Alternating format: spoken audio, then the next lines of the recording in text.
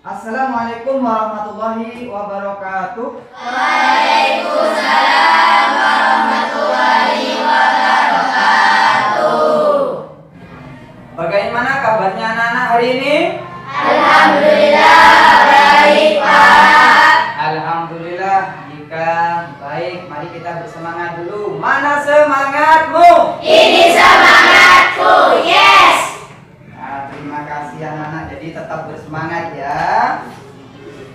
Untuk hari ini ya, saya meminta ketua kelas untuk memimpin doa. Pelajaran dimulai. Mari kita berdoa dulu. Berdoa mulai. Raditu billahi rabba wa bil islami dina wa bi muhammadin nabiyya wa rasula. Rabbi zidni ilma warzuqni fahma. Amin ya rabbal alamin. Alhamdulillah, ketua kelas sudah memimpin doa hari ini ya. Tujuan dari doa hari ini yaitu memantapkan keyakinan kita bahwa kita merupakan salah satu hamba Allah yang memang butuh kepada Allah Subhanahu wa taala, anak ya. Jadi sebelum saya mulai di sini, saya akan mengabsen kalian satu persatu. Muhammad Ariel Handoko, Andika Putra Ramadhani, Hadir, Pak. Adinda Mutmainah, Hadir, Pak. Aulia Anissa, Hadir, Pak. Diki Purwanto, Hadir, Pak. dan terakhir Efris Dwi Ninda Priastika. Hadir, Pak. Pada pertemuan lalu ya, kalian sudah belajar tentang makanan dan minuman halal dan haram, gitu ya. Lalu di sini anak-anak ya, ini tidak jauh beda dengan pertemuan yang kemarin yang sudah kalian pelajari kemarin ya. Ini merupakan satu kesatuan yang perlu kita pelajari. Materi apa hari ini? Kita akan belajar pada binatang yang halal dan haram. Tujuannya adalah yaitu kalian dapat menganalisis pengetahuan tentang binatang yang halal dan haram dengan baik, sehingga mampu mengidentifikasi di kehidupan sehari-hari sebagai wujud kesolehan sosial. Itu yang pertama. Yang nomor dua yaitu kalian dapat menerapkan pengetahuan tentang binatang yang halal dan haram dengan baik, sehingga mampu mengidentifikasi di dalam kehidupan sehari-hari dengan wujud kesolehan sosial. Ini merupakan tujuan dari pembelajaran hari ini terkait binatang halal dan haram. Adapun manfaatnya, ini manfaatnya ya, yaitu pertama, siswa dapat menerima ketentuan dan nilai-nilai positif binatang halal dan haram.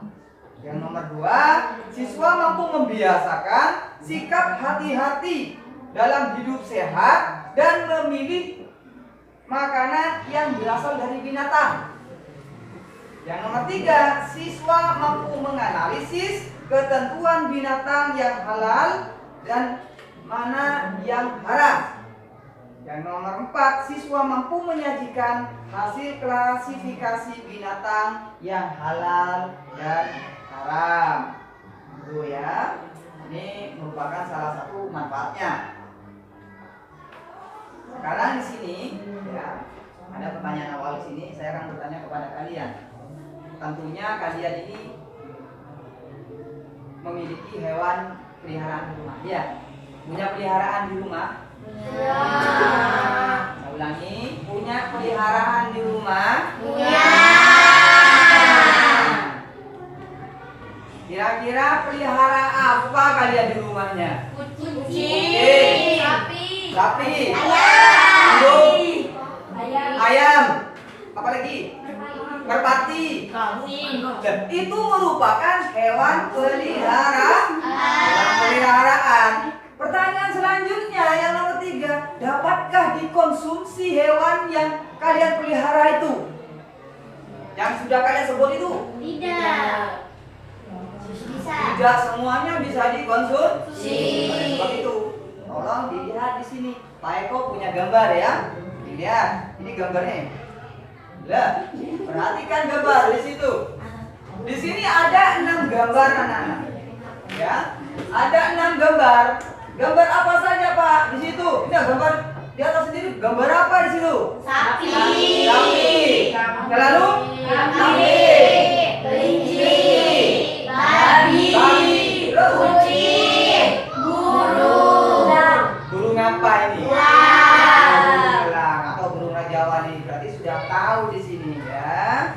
Nah, ini merupakan ya binatang-binatang yang ada di sekitar kita. Apakah cuma ini Pak? Tidak, banyak sekali. Ya, ini merupakan yang sering kita jumpai. Jadinya sama, mirip dengan yang kemarin masih ya. Bisa kita membacakan bersama-sama kan ya? Ya. Yuk, bismillah. Bismillahirrahmanirrahim.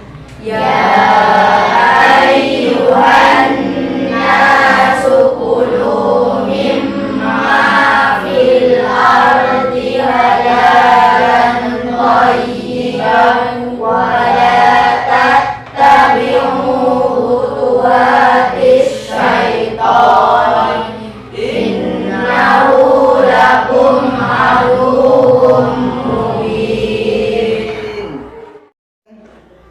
Artinya, hai sekalian manusia, makanlah yang halal lagi baik dari apa yang terdapat di bumi. Dan janganlah kamu mengikuti langkah-langkah syaitan, karena sesungguhnya syaitan itu adalah musuh yang nyata bagimu. Ya, terima kasih Mbak Putri sudah membacakan terjemahnya barusan ya anak-anak ya. Lalu saya lanjutkan di sini anak-anak ya. Lanjutnya apa Pak? Di sini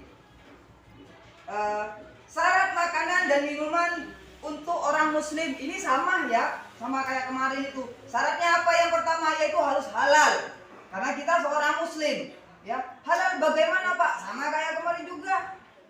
Ini saya mau kira-kira, ayo dari kalian, kira dari syarat halal itu ada berapa poin? Ayo di situ.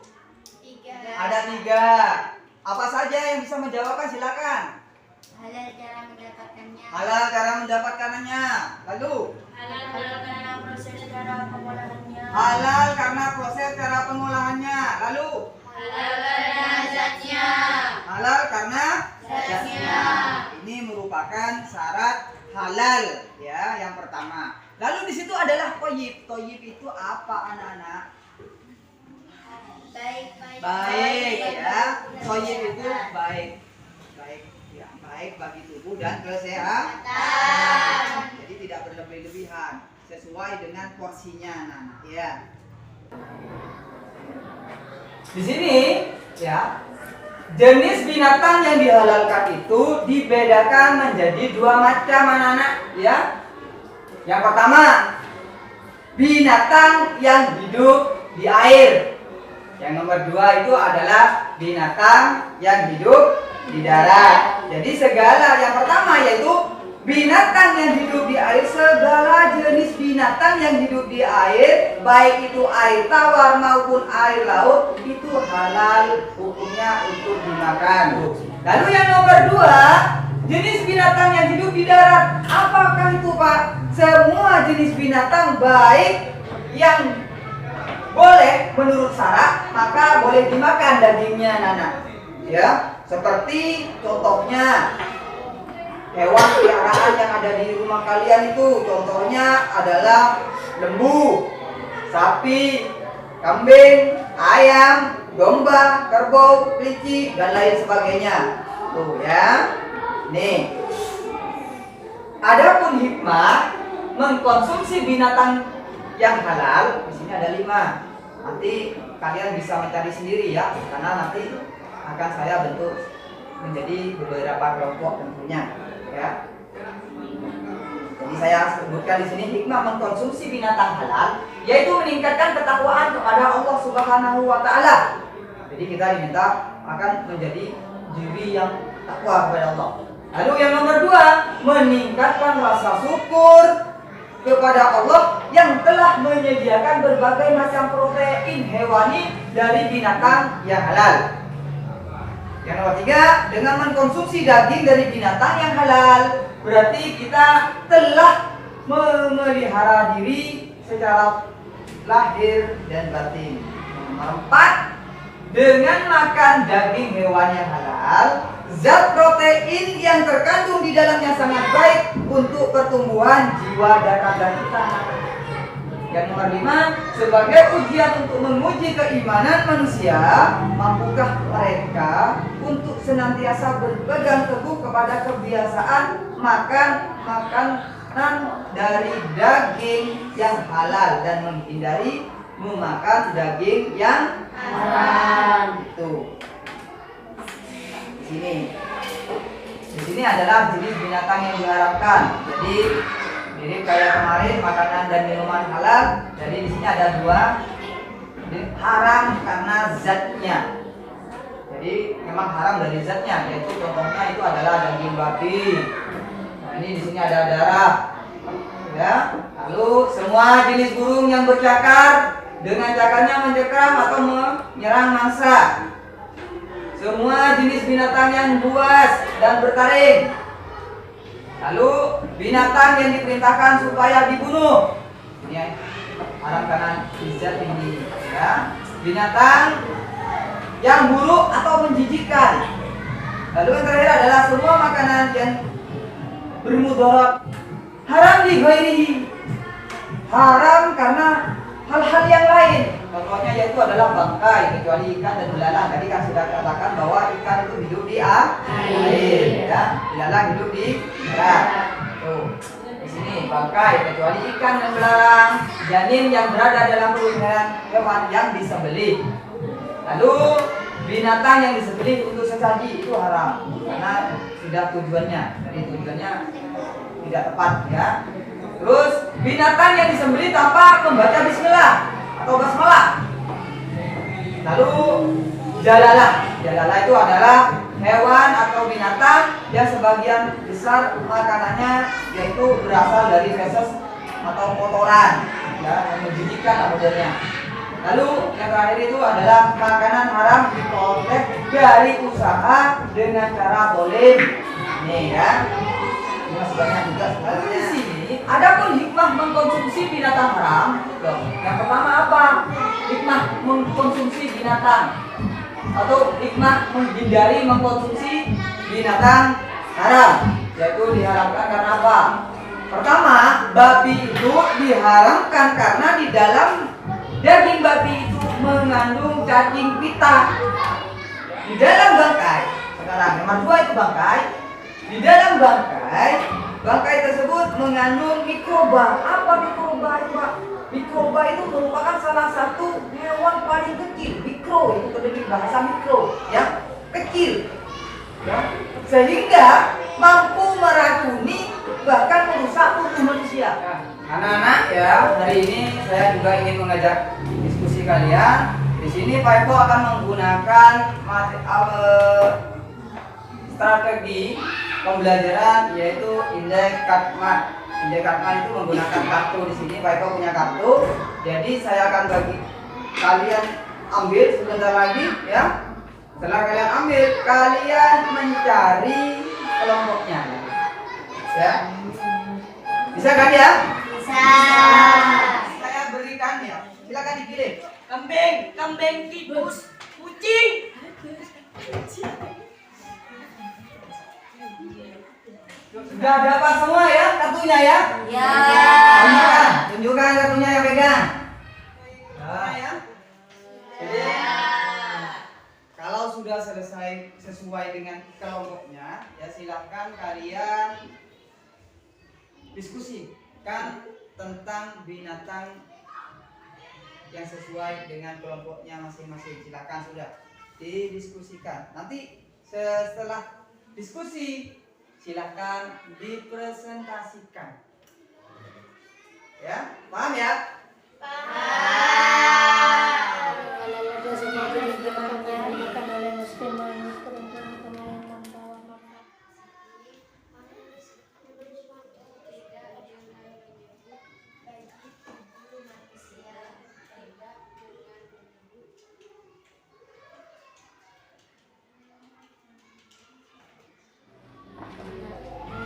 Atau jenis binatang halal tetapi Sudah selesai anak-anak? Jika sudah selesai, silahkan kalian presentasikan sesuai dengan kelompoknya masing-masing. Silahkan, siapa yang mau duluan? saya Pak. Hasil diskusi kelompok kami adalah binatang yang halal adalah semua jenis binatang yang boleh dimakan oleh seseorang muslim menurut ketentuan agama dan membawa manfaat positif bagi tubuh manusia. Contoh binatang halal: kelinci, ayam, sapi, kuda, dan kambing. Hasil diskusi dari kelompok kami, binatang haram adalah semua jenis binatang yang tidak boleh dimakan oleh umat Islam atau jenis binatang halal, tetapi proses penyembelihan tidak dengan menyebut asma Allah. Contoh binatang haram: kucing, anjing, harimau, babi, tikus. Ya, terima kasih ya sudah menyampaikan hasil diskusi kalian pada hari ini ya. Jadi mungkin ada yang mau menyimpulkan dari materi hari ini terkait materi binatang yang halal dan haram. Pak, binatang yang halal adalah binatang yang boleh dimakan oleh muslim menurut ketentuan agama dan membawa manfaat untuk manusia. Ya, terima kasih ya. Tadi teman kalian sudah menyimpulkan tentang binatang halal dan haram. Jadi intinya ya, binatang yang halal adalah binatang yang boleh untuk dimakan atau dikonsumsi oleh orang Islam ya, sesuai dengan ketentuan nas yang sudah ada. Sehingga dan juga tentunya makanan itu baik itu berupa daging dari hewan itu membawa manfaat bagi manusia. Itu yang adapun hikmahnya yaitu pasti binatang yang dilarang itu tentunya membawa kemudaratan bagi umat manusia. Diharamkannya binatang untuk dimakan itu merupakan salah satu bentuk kasih sayang Allah kepada manusia sebagai hambanya. Jadi Allah sangat sayang kepada kita sehingga kita paling tidak dipelihara, dijaga sedemikian rupa agar tidak menimbulkan suatu kerugian bagi diri manusia itu. Itu ya. Dan untuk yang pertemuan akan datang, saya akan mengadakan asesmen penilaian atau ulangan harian buat kalian ya. Tolong belajar lagi di rumah, cari lagi bahan yang sesuai, baik itu yang ada di dalam buku di situ, kalian pelajari lagi ya. Dan untuk menutup pembelajaran hari ini, mari kita bersama-sama membaca hamdalah. Alhamdulillahirabbil alamin. Cukup sekian. Akhirul kalam. Wassalamualaikum warahmatullahi wabarakatuh. Waalaikumsalam.